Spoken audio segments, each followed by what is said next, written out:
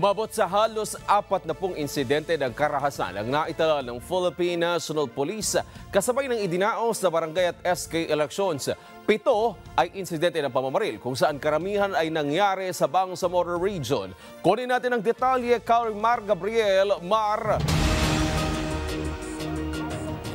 Wedge, bagaman 99% ng tapos ang eleksyon, nananatili pa rin naka-full alert ang buong puwersa ng PNP.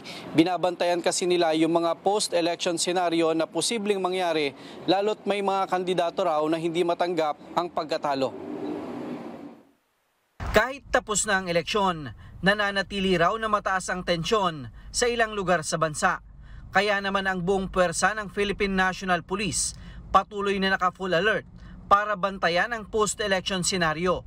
Hindi natin maiwasan minsan sa isang eleksyon ay may mga natatalo at maaaring may mga kandidato pa rin pong hindi makakatanggap ng kanilang pagtatalo. But sana nga po ay tanggapin nila, so maaaring magkaroon pa rin ng kaguluhan, magkaroon ng harassment. So yan yung mga posibilidad na tinitingnan po natin. And of course, pag nakaupo na po ay tinitingnan pa rin po na hanggat hindi po nakakaupo officially yung mga nanalo po ay lahat po yan tinitikay. Tinututukan din ng PNP ang pagbiyahe ng mga balota at iba pang election paraphernalia na ibabalik sa mga itinalagang hub ng COMELEC. Transportation po ang involved dyan. Definitely po, i-escortan pa rin po ng mga pulis natin dahil ayaw natin mangyari yung nagkakaroon ng ballot snatching along the way, yung mga nanakawin at iaharas po yung mga guro pa rin natin na nagbibilang at nagka-canvas ng votes. At syempre, hanggang proclamation po yan.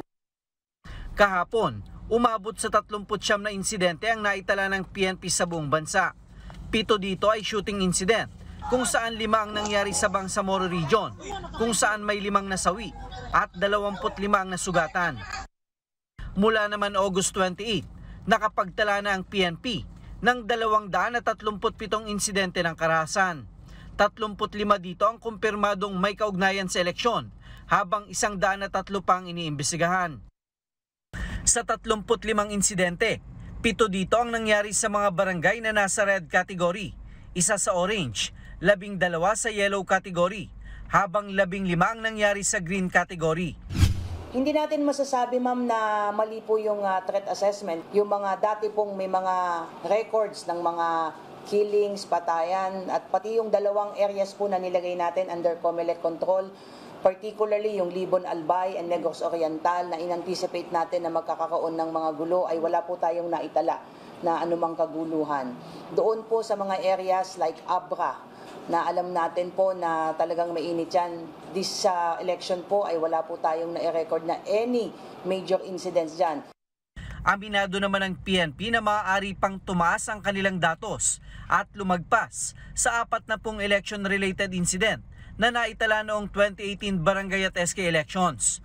Gayunman, maituturing daw na mas maayos at payapa pa rin ang idinaos na halalan ngayon.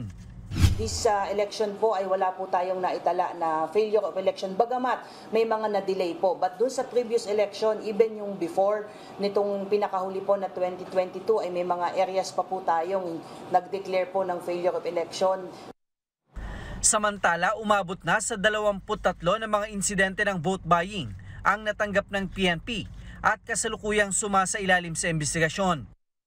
Umakyat na rin sa 2,032 individual ang naaresto sa umiiral na election gun ban, habang 1,540 na po ng mga baril ang nakumpiska.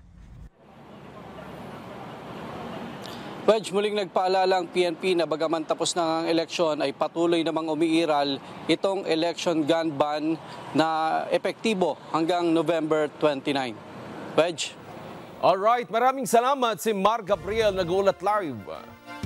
Maraming salamat sa inyo pong pagsubaybay sa Mata ng Agila Primetime. Para malaman ang matatag, matapang at matapat na mga balita, i-follow lamang at mag-subscribe sa AtNet25 TV.